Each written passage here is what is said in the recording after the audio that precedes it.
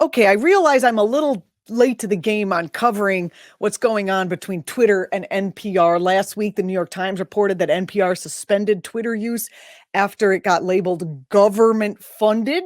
The broadcaster said the label undermined its credibility by falsely implying that we are not editorially independent. But I have been implying that you are not editorially independent this whole time. I mean, people on the left call NPR National Petroleum Radio. You take government funds and you take an enormous amount of corporate funds and you are very, very well funded. And then you go on telling people you'll give them a tote bag if they can send you $40. So then each individual person goes in their pocket thinking you are a people-funded organization and they give you money because they want you to remain free and independent from the corporations that do most of the supporting of your work. So let's not pretend that you were editorially independent in the first place, shall we? NPR?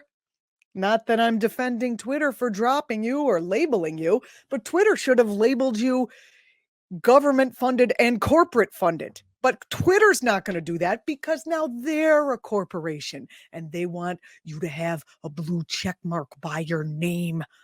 And they obviously are going to crap all over government because somehow the idea of government funding should make people say, oh no, not government funding, not a collection and pooling of resources for the greater good.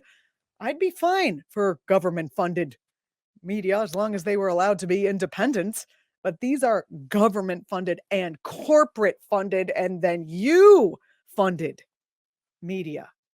Republicans say they won't cut Social Security, Medicare, or Medicaid. But can honest, hard-working middle-class Americans really believe what these politicians say?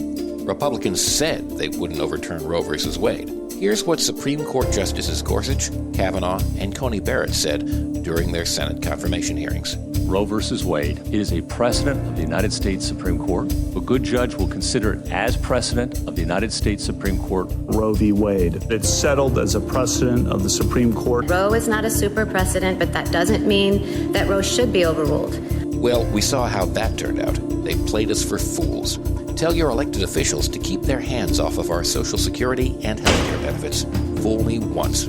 Let Majority Rule was responsible for this message. LetMajorityRule.org is a project of the Marvin Lucas Super PAC, which is responsible for and paid for this ad and is not affiliated with or authorized by any political campaign or candidate or candidates committee.